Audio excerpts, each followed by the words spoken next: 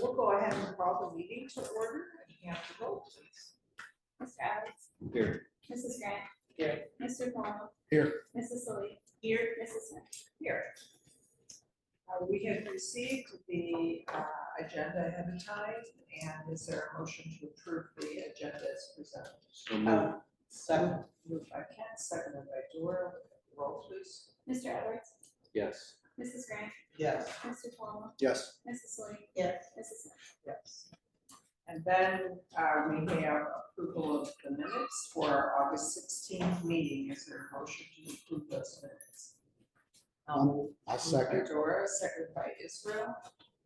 At the roll, please. Mrs. Grant. Yes. Mr. Palmer. Yes. Mr. Edwards. Yes. Mrs. Sully. Yes. Mrs. Smith. Yes. And we move expeditiously to the sponsors report. I'll stand up since I'm not in that spot. Yeah. Hey, great news, found out today, exemplary status was sponsored. Oh! I will pretty much verbatim state what our council told us, what Brian told us, and that means we get a significant, basically reprieve from a lot of things for 2 years or longer, he said, and I did not know that. So I knew 2 years, but I didn't know it could be longer. So what exactly does that mean? It sounds like it's pretty much a lot of documentation. So I'm assuming, this has not been discussed yet, but I'm assuming that first and second and third site visits, I'm assuming such things as a compliance worksheet, which Ryan knows that's huge, and then the quality practices rubric is Right. as well. So what I think we might still need to provide, but again, this is all kind of just, what I've kind of gathered throughout the years, is like this type of physical stuff where I'm here presenting to you guys, Ryan's at ours, things of that nature. But all I can tell you for certain is that it is a significant amount of stuff that doesn't have to be done. So very excited, yeah. Very excited about that. So with that being said, I don't know what I'll report to you next month about what does still need to be done. But we want to go through with the annual statement, conflict of interest as well, prior to the end of the month, just to make sure, because I don't have clarification as to if that needs to be done. Right, we'll be sure that's true. So We've got that, that's wonderful. now I don't know numbers, I don't know where we were good, where we were maybe not as good, but this would be, we would have 2 exemplaries in a row now if last year counted.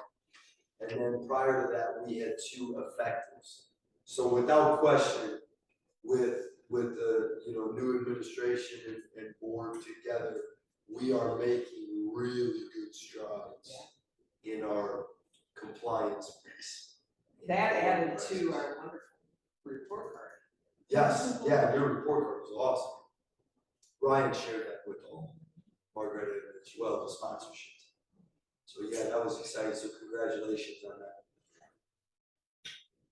And at this point, I think I am done unless you have any questions. We continue with the plan of action. Yeah, Right, plan of action. I do think, which I shared with Ryan that we really didn't get, would you agree, we really didn't get much information from Brian on the community seal other than, we could work with everybody to develop it. But you guys had some locally developed language already. That's what I don't understand. But he's seen that. He's read your locally developed language, so I don't really. We'll take another look at that, maybe just slightly, make sure it's qualifies as locally defined. It's still gonna be really tied to the state requirements. But you don't wanna go too far away from that anyway. Right. Stay there. Well, thank you very much, Yes. yeah. And I apologize, but with Mr. Mom here, she might kind of wreck the meeting here. Oh, she. Oh, you do, okay, we're gonna quietly walk out. Thank you for coming tonight.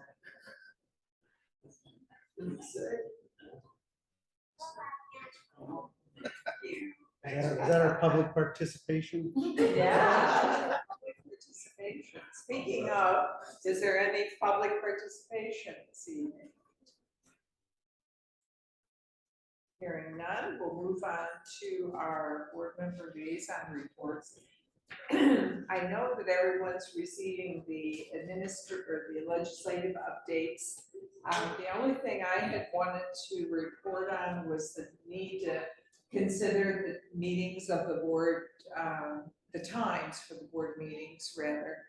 So that will need to be adjusted.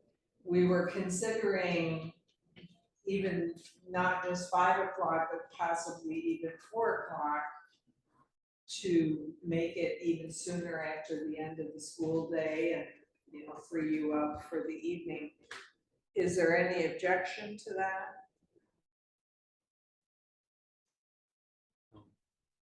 Would it make it, would it make it, would it make a difference? I mean, if you're not going to Between be. 4 and going- 5, it's not gonna make a It's not gonna make a difference. So why don't we, and it's okay with you, why don't we change our, make that change of our board meetings to 4 o'clock then?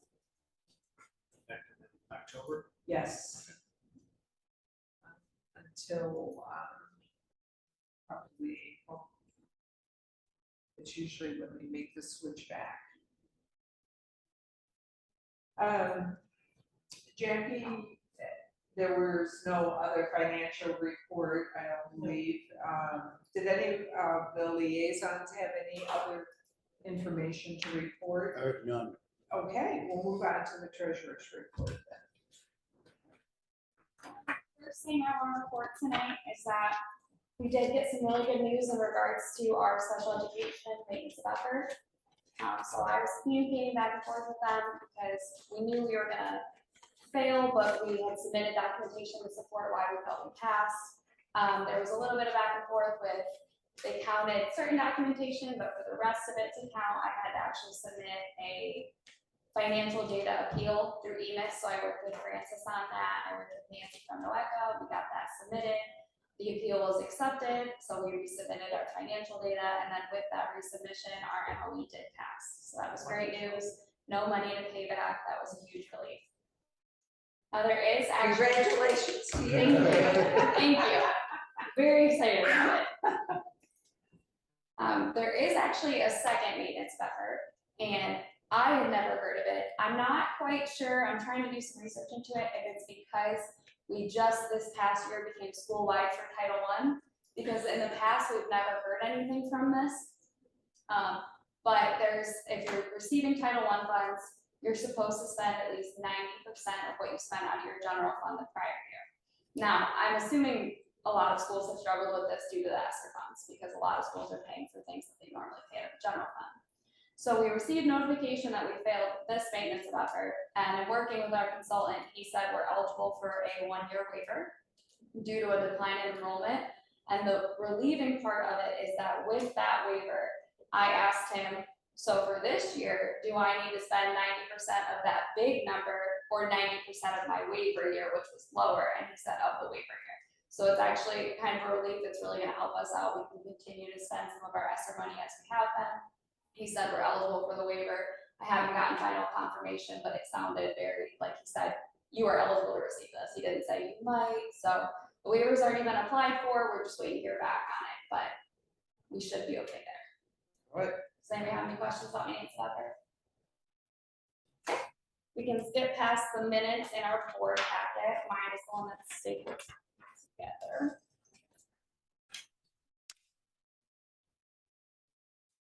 First thing we have is our cash reconciliation for the month. You can see the total fund balance was $5,866,455.38. We had about 210,000 in outstanding checks, not yet cashed. I do have a couple of things I want to note for you on the disbursement summary. Nothing on the first page. On the second page, if you go about halfway down, you'll see there's 2 Jefferson Health Plan bills. This is what we talked about. We paid the first one for July on like August 2nd, just because of where our payroll fell. And then the second one was done on August 31st. So we did see 2 big health bills come out. But if you recall last month when we looked at our board spreadsheet, our benefits were significantly lower than what they had estimated. And we had talked about because we didn't pay a health bill in July. So you'll see that even out this month. On the next page, I didn't have anything particular to take note of, but on the final disbursement summary page, you will see about 5 down on the right-hand side, there's an expense for $135,772. This is the Chromebook purchase that's gonna get reimbursed. We talked about how that's gonna have to come out of the general fund, but then through the emergency connectivity funds, we get full reimbursement for that. So that is that expense. Are there any questions over the disbursement summary? Okay, I'm gonna go ahead and skip the outstanding disbursement summary and we'll move on to our spreadsheet.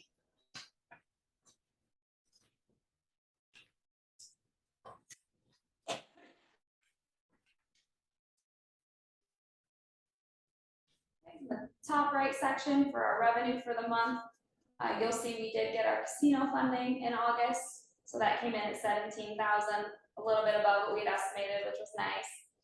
Other than that, our revenue for the month was pretty consistent because we're still operating on that same FTE from the summer. It held for July, August, and September. Next month is when we're going to see our revenue actually reflect our actual FTE percentage, our attendance percentage. So that'll give us a better idea of what we're going to see for the rest of the year. In the bottom right, for our expenses, again, I just made note that benefits are high because we paid 2 medical bills or medical insurance bills. But if you look in the bottom left section, the benefits percentage is still normal. It's not inflated because we were low in July. Supplies are very inflated just because we paid that large amount for those Chromebooks. That's going to get reimbursed, but we expected to see that. We discussed that last month. And then other objects, this is a little above what it normally is just because we paid our source insurance this month, our liability insurance, our crime insurance, that sort of thing. So that just has that a little high, but again, bottom left, you'll see the overall percent for the total year is still where it needs to be. Does anybody have? And those purchase services are high because. That just fluctuates. We Okay. estimate the same amount, but again, if you look over bottom left, Right. we're okay We're overall. good. Yeah, some We're months come in a little lower. When I estimate it out, I don't vary the purchase services. I just divide it by 12. So some months will be a little high, but we're coming in under where we need to be total. So I'm not too concerned about that. Your notes are very helpful. Any questions? Next, we've got our September payment. Again, we're operating on the 507 full FTE, so we are going to see a lower payment next month. Definitely very interested to see where it comes out at, see where our attendance percentage falls at. I know when Ryan goes over the current enrollment data, our enrollment is looking pretty good, so excited about that. Haven't had the first withdrawal yet, so. Your funding percentage after 2 weeks for funding attendance percentage was right around 70, which is right now where it's estimated. I think I've estimated slightly below that actually. I think I hovered more towards 68. So Hopefully in time that increases. I like 70. It's a good number. All right, the final item I have for you, I discussed this a little bit in my email, but it's just a final appropriation report. It gives you the final number for the year. Appropriations don't necessarily reflect exactly what you spent, but at the beginning of the year, when we budget everything out, we have appropriations for what we expect to spend. They kind of vary throughout the year as unexpected expenses come up, different things. And so I just wanted to give the final report of where the appropriations fell for the year. I got a recommendation from Betty Schwiefert, who does our payroll, that at Kelly's Island. She gets hers approved at the end of every year, and that's because they're actually required to submit their budget to the county auditor. We don't have that requirement as a community school, but I felt like it would be a good effort on our part to still communicate this to the board, get it approved in the same way, and I can only guess that it'll help us in an audit. Right? And that's included on our agenda. Yes, yeah, it should be included as a voting item. Are there any questions? Oh, I'm sorry, I do have one more. Sorry, I forgot item D. Just a resolution to approve the establishment of a $50 petty cash fund. This is for the staff lunches so that we can make change. So far, everybody's been required to give us exactly $4, and I know a lot of people typically have a $5. So just to make it easier on everyone, we would like to have a petty cash fund to make change with. Tara's nodding her head back there. I've given out. Yeah, I usually have to send a slap. So yeah, 5 ones for 5. So this will be helpful this year as we start to move forward with our food service. Is there a motion to approve items A through E of the treasurer's report, which includes that resolution regarding the final appropriations? So moved. Moved by Ken, and seconded by Jan. Any discussion or questions? We'll have the roll, please. Mr. Edwards, Yes. Mrs. Delee, Yes. Mrs. Grant, Yes. Mr. Paloma, Yes. Mrs. Yes. Right now to the superintendent's report and recommendations, right? Thank you.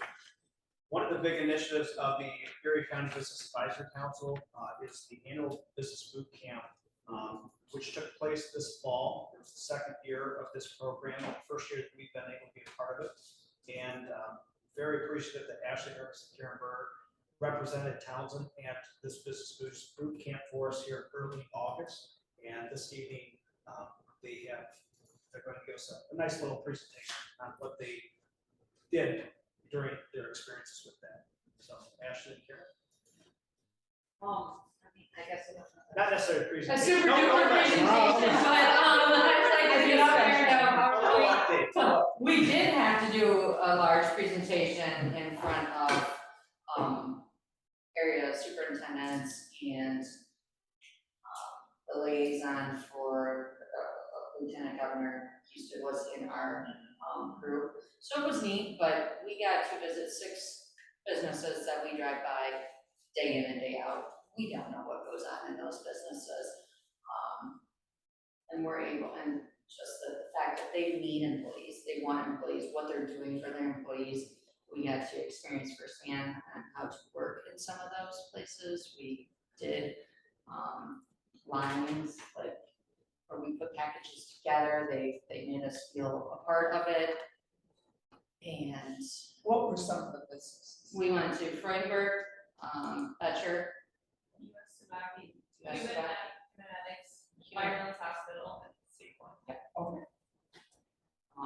So just networking with like the CEOs of those corporations and businesses, because they're nationwide, they're local here, they let you move within the company, but just more how they're more employee based versus like back when we were younger and working at Cedar Point, you worked like grueling hours and there was no kickback besides, oh, you got a Cedar Point pass. Well, who wants to go to Cedar Point after I just worked 12 hours, 6 hours a day, 6 days a week? But there's just so much, there's so many more incentives for them.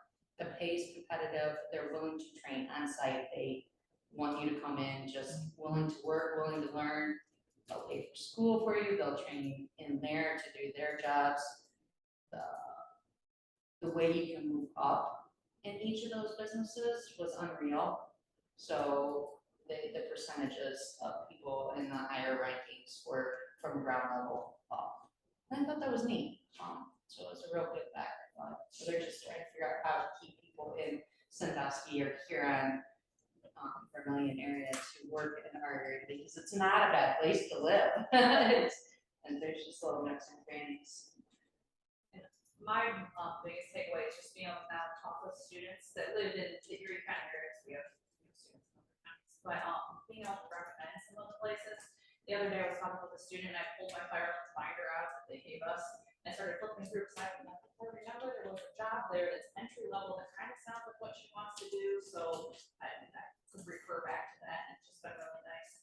then going in different factories, it was amazing to see how different they are. And then kind of how certain students would fit better at some of the factories just because of the environment that they are in. And then working with OOD at the start of the school year, I was able to recommend the one for one of our students that just graduated. She's still receiving services.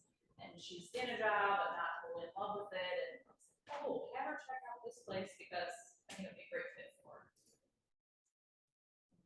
What was your presentation about to them? We had to give, they gave us a rubric that we followed, it was about 60 minutes long.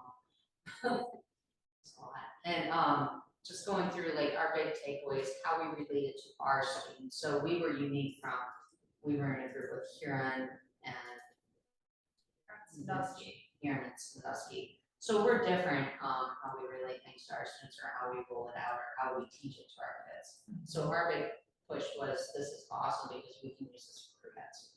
Like teaching these, the Ohio Meets job skills that we're doing in Thunder Time and things like that. We're gonna be able to really push this and network it, and they gave us great job descriptions.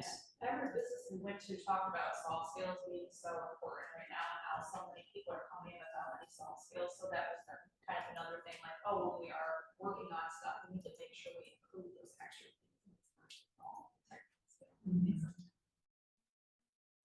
Wonderful. It was fun. Yeah, good. So they do it for different counties, like the different stuff. I think there were up to 8 counties, is that? Maybe 8. Was there this first year, Northwest Ohio, leading?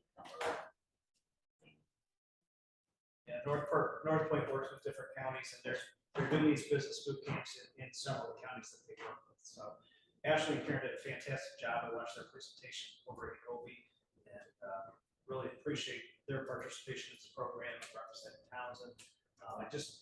I think this is just one of many steps that the Erie County Business Advisory Council is taking to connect students with those job opportunities locally. And there's a lot of things in the works planning wise that are going to be rolled out over the next few years. So we're taking the right steps locally to connect students and businesses. Thank you very much. Thank you for that. Yeah. All right, next we're going to move on to take a quick look at our school state report card. There's a copy here in your folder. As I had shared in an email earlier this week, we were very pleased by the results of our report card. In the achievement component, which focuses on our end of course testing, we received a meet standards. And keep in mind, we're rated based upon standards that pertain to dropout prevention schools, which is a little bit different than the rating system for traditional schools. Next is the progress section there, which focuses on improvement that is made through STAR testing. When we look at math and reading specifically, students take STAR testing twice a year, and they're taking it right now actually for the first round, and again in January, February, students will take it, and we hope that they show progress from attempt 1 to attempt 2 in those 2 subject areas.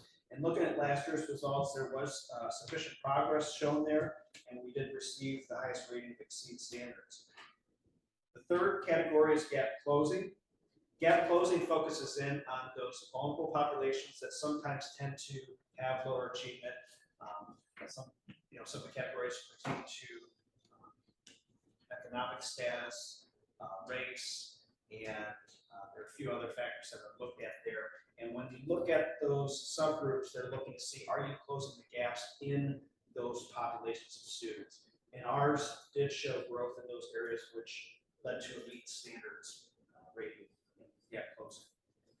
The final section on our report card is graduation rate.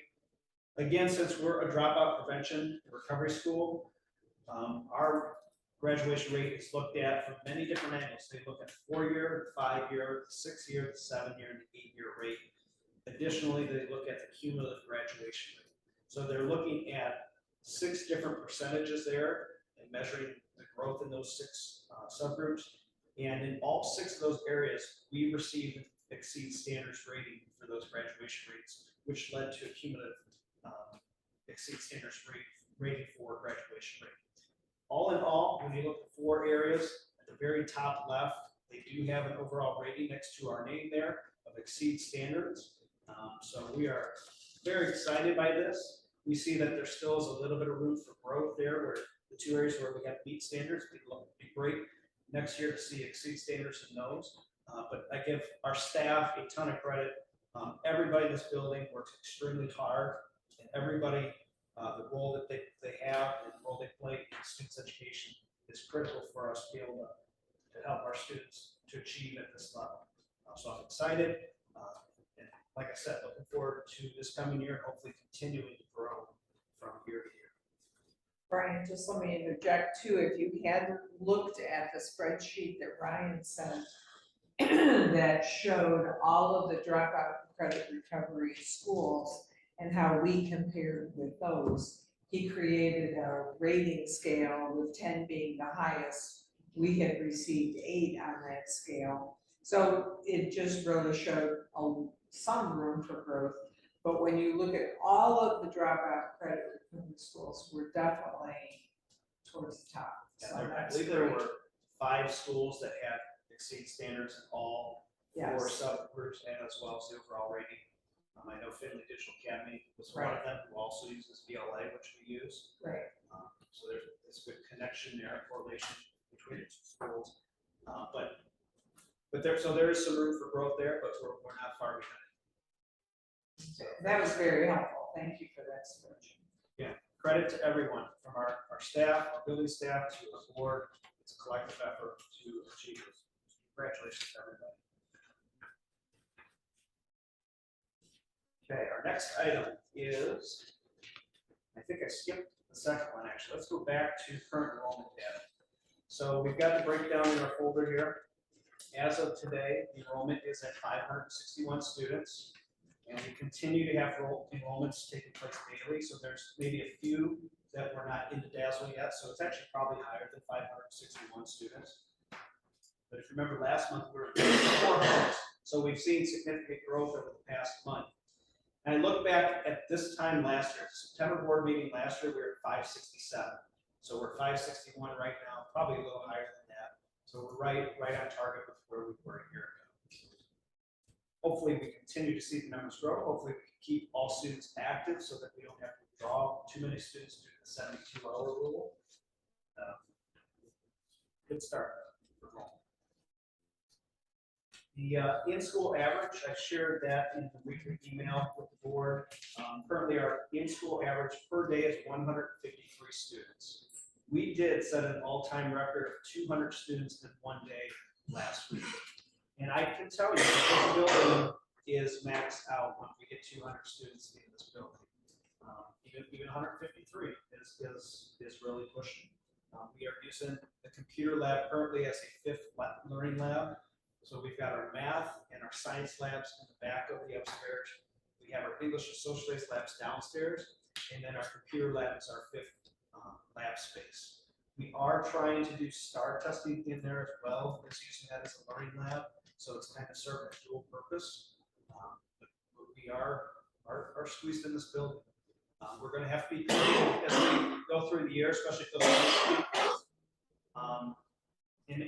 especially end of course testing, because you need an extremely quiet environment for end of course testing. And I don't think we can use our computer lab as a dual purpose when it comes to end of course testing as also a lab. So we're going to have to really put a plan together as to where our students are going to go. And it may come to using some of the cafeteria spaces, and I'm not sure. We're going to have to look at our options. Really, to be honest, I wish the building was structured a little bit differently. We had more rooms similar to the size of our math, science, social studies, and English lab, but we don't. We have it broken down into smaller offices. Is this room ever used for that? We'll occasionally pull students in here. However, we don't want to lock it down and use this every day, because then when we have meetings or we have visitors to the building, we can't use this for that purpose. We have a lot of meetings that are taking place just internally. As part of our team schedule, we have a meeting schedule that's built in, and probably have 4 or 5 meetings every week that are on the schedule. Staff meetings, our sponsor meetings, our CPI workforce meetings, BLTs, TBTs, safety meetings, PBIS team, administrative team meetings, kids in crisis team meetings, which took place this afternoon. We've got a lot of meetings taking place, so we do need an area where we can still have staff. So we'll keep an eye on the building situation as the year progresses. The Sandusky location, the average is a little bit lower. We're averaging 4 students per day there. We have some high days and we have some low days. For example, we had 12 the other day, but then we'll have a 1 or 2 student day. So it's kind of fluctuated a little bit. We have started implementing our OGO program out there, where we are taking food from here out to that facility for students to take home with them. So hopefully that gives students a little bit more incentive to use that rotation as well. And food, lunches and things there, do we have anything that's being offered there? We have the snacks through the OGO. We don't necessarily have like warm lunches. Okay. Is that something we're still considering? It's something that we can look at, yes. Just have to be careful, because now we're part of the National School Lunch Program here, and we've got to be careful with Yeah, it what was we are a providing question, there and how, not yeah, we have to look at that. Yeah, because of the input and the sort of, to have a system here. Transporting them, there's a lot of rules that we have to take a look at. Yeah, See what we can do. Yeah. with it, while we're in the school lunch program, can some students be served one way and other students be served the other way, like on site? I'd have to do more research Okay. with the second location, I'm not sure. Okay, and then also, in terms of bus riders, we're averaging 94 students per day coming in on the bus, and that's with 5 bus routes. So we're close to an average of almost 20 students per bus. Buses are definitely being utilized. Any questions on enrollment data or any of the data that I shared? Okay, we had talked a while ago about the potential for growth to the east. So Lorraine County is one of our 6 counties that we are permitted to enroll students from. Right now, we probably have maybe 3 or 4 students from that county. The numbers are not very high. We have, I think, 1 student from Vermillion. Obviously, transportation is the biggest stumbling block there. We have maximized Margaret's busing capability for us with the 5 busing routes. So adding a busing route in that direction is probably not feasible. However, state law does permit us to establish a location in Erie County and other, in Erie County, so it's state approved, that we go through the opening assurance process like we did with the Sandusky Artisans location. So what we want to do, what we're doing right now is talking to somebody in the Vermillion area. And actually, Chris Ruff from Sandusky Artisans put me in contact with Bob Guy, GEIB, real nice man from Vermillion who seems to have a big heart, and he seems committed to what we do and wanting to help us to establish a location there so that we can reach those students on our eastern side.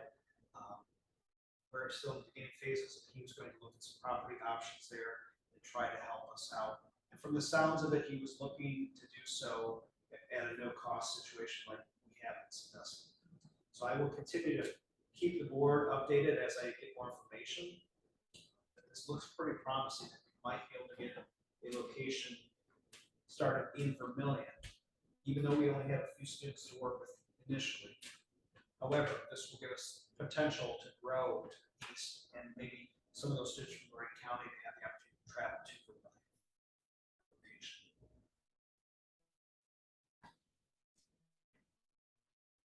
And then the final item here is just an initial discussion on this item here. I know that several years ago, Townsend had purchased a bus, and I'm not sure if how that ended up, because I was not superintendent at the time. But we have these ESSER funds, and there's times where we need to transport students back.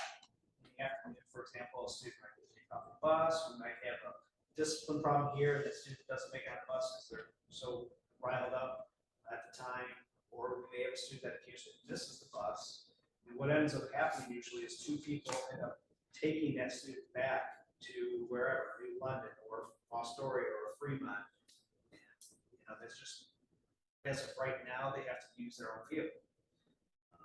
It might benefit us to have our own vehicle so that when we have these types of situations, we can utilize that school van as long as our staff has the proper certifications for that are van certified.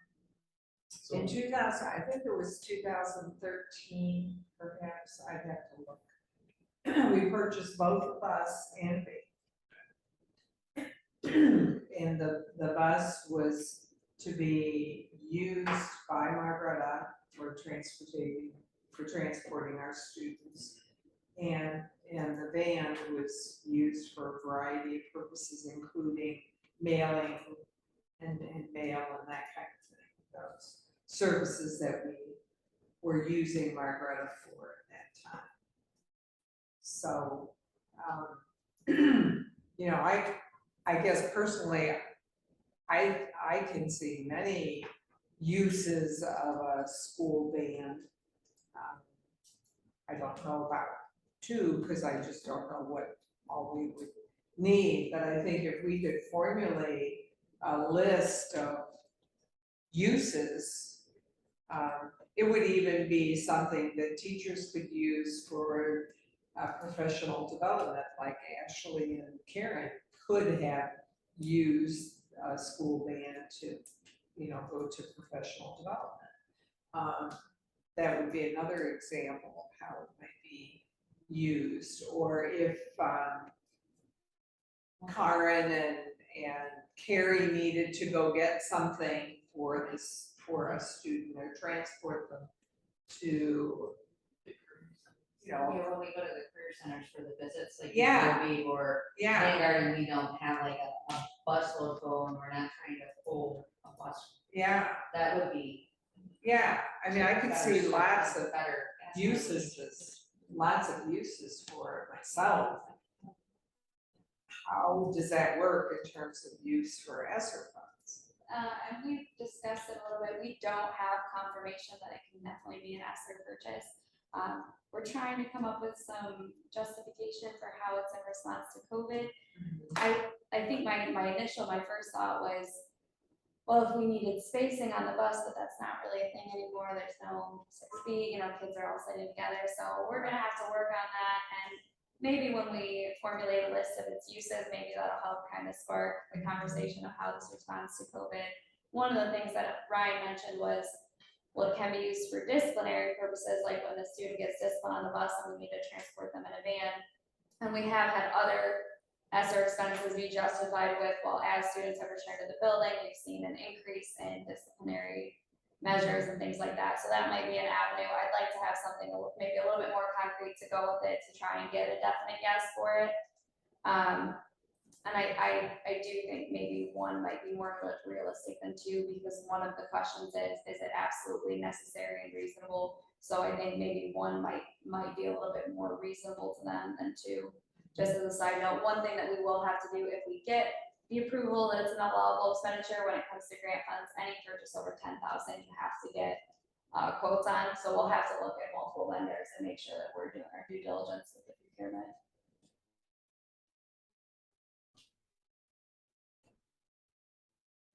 What does the board feel about that? No, I think there's a lot of uses they can use it for. Do you have to have certification to drive a bus? there's special van certification. Van. Yeah. It's not as hard to get as a bus. It's probably something like this. CDLs are expensive. Okay. I had it in purpose. I used to have it as well. Launching a big So if you drive a 15 passenger van, you don't really have to have a seatbelt. It's more the safety precautions, what you do with this, the railroad tracks, check all your parts before you leave, like. State law requires to go through that. Any other thoughts about Israel? Sounds good.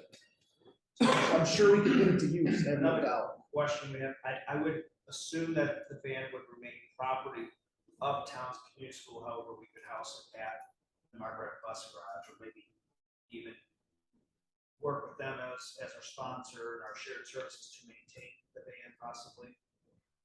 Because I know that you talked about the bus and the band that was purchased in 2013.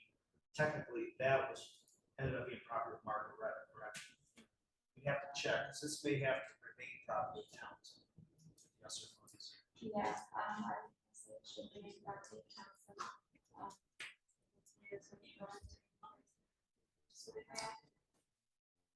Do you remember, Tara, the year that was? I don't remember I remember it happening, Yeah, so.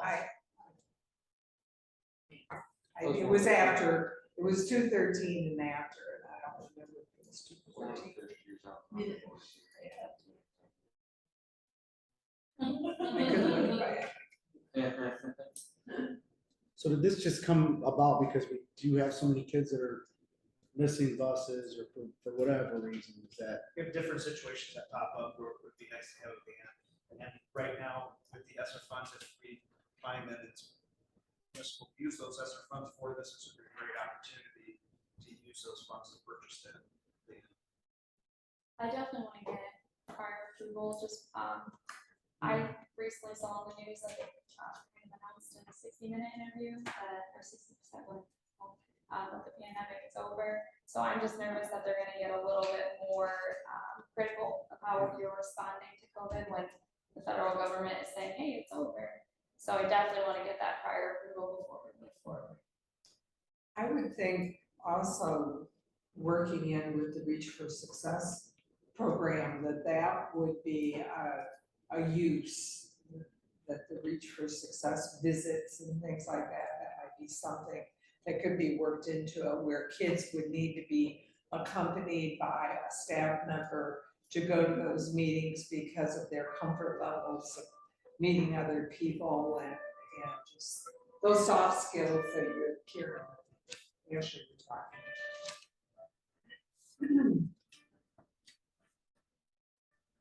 I appreciate the feedback on that item there. We'll continue on our end to look into things to get some questions answered.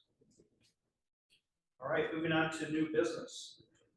We first have a resolution to approve awarding the high school diplomas to the following students upon successful graduation or completion of the graduation requirements set forth by the state of Ohio. We have 5 names there, 4 names for the 2021-2022 school year.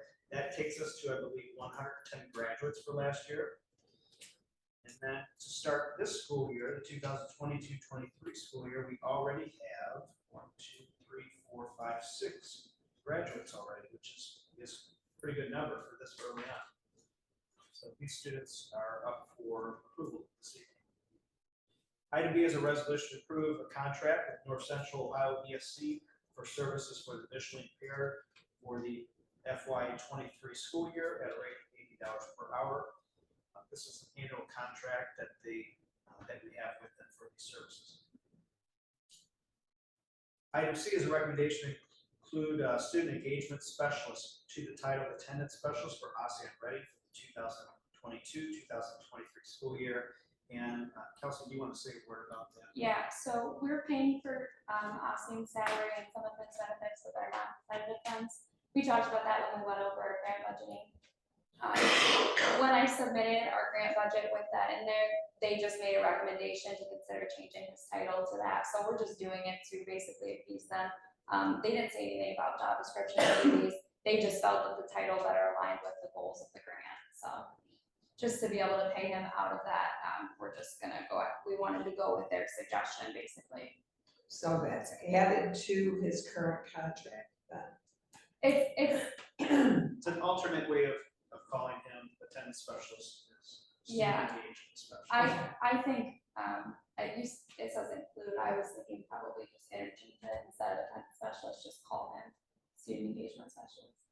But if you want me to add it in that role, that's fine. I don't know that the distinction would make a huge difference. I think as long as it's included, it's probably.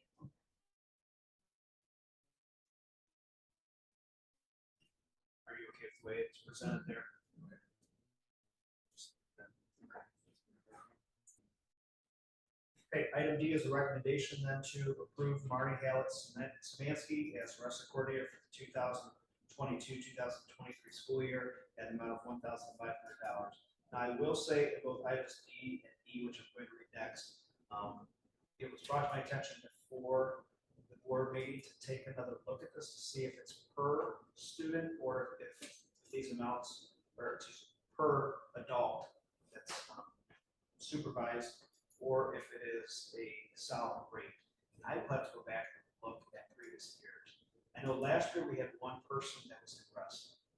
And these were the amounts that were paid out, $1,500 for the wrestling coordinator, and then an item E, $1,000 for the wrestling mentor.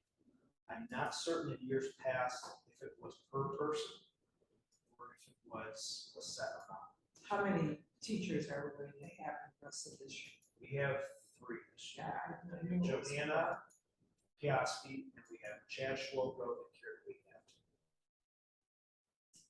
So I guess what we could potentially do is approve this, and then I could view this for next month to see if we need to alter this, or I could just postpone this until next month and we can approve it. Depending what we find. This is how it was written previously in previous minutes, isn't it? This is how it was last year, but again, we had one person. Okay.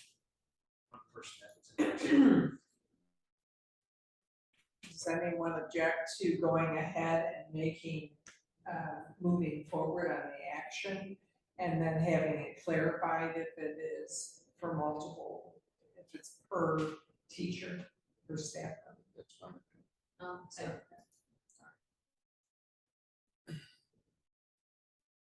I found previous ones. This is going back to 2017. When Marnie was our coordinator, and at that time she received 2,000 total, so it's recommendation to approve Marnie as coordinator. She will receive 2,000 flat rate. Sarah was the mentor, and it says she will receive 1,000 per teacher. That's in that wording.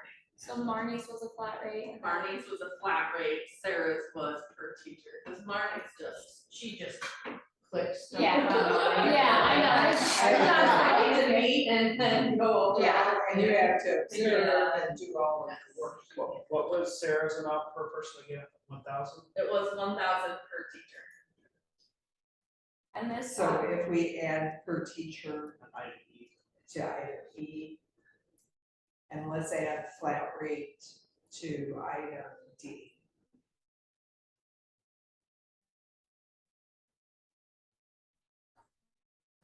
Thank you, Tara. So just to clarify, item D will now read recommendation to approve Marty Hallett Samansky as wrestling coordinator for the 2022-2023 school year at a flat rate of $1,500. And item E will be recommendation to approve Ashley Hermes as wrestling mentor for the 2022-2023 school year at an amount of $1,000 per teacher.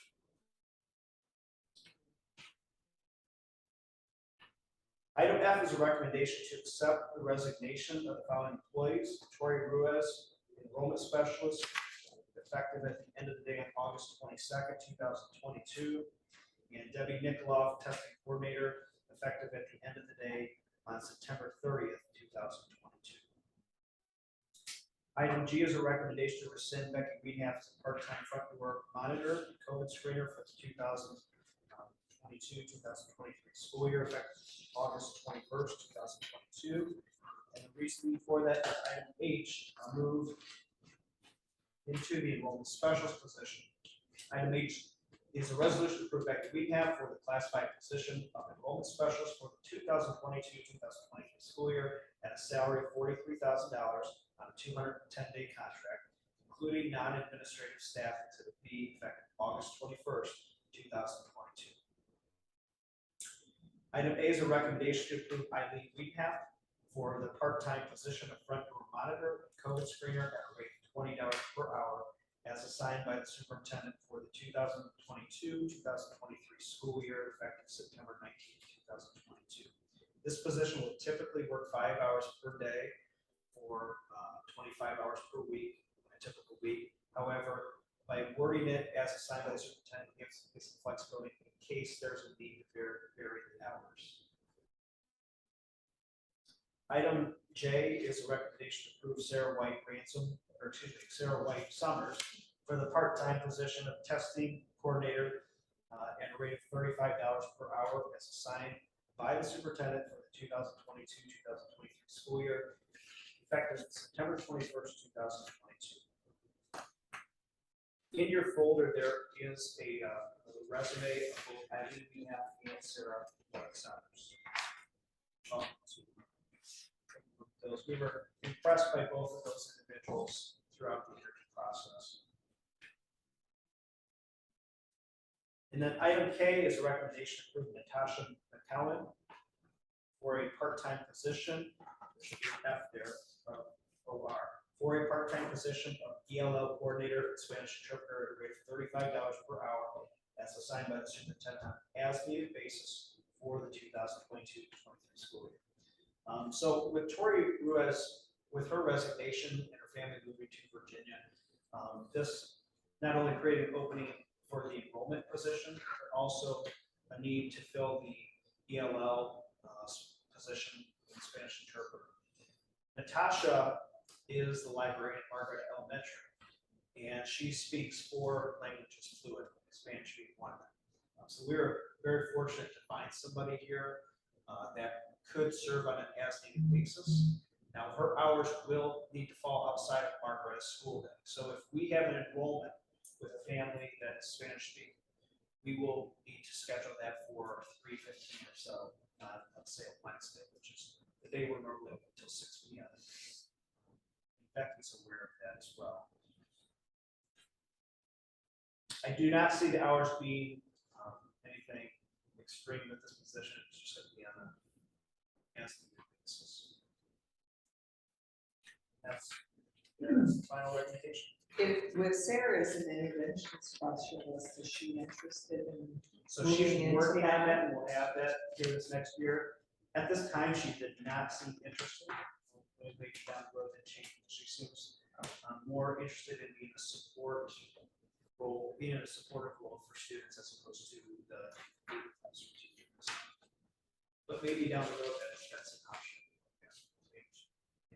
Something she might be interested in. She's going to bring a lot of skills outside of testing coordinator. Excuse me? I believe she's going to bring a lot of skills outside of just our testing coordinator. It would seem so. It would seem so. Good. Are there any other questions before I ask for a motion? Is there a motion to approve action items A through K as amended? Move. Second. Moved by Doris, second by Kent.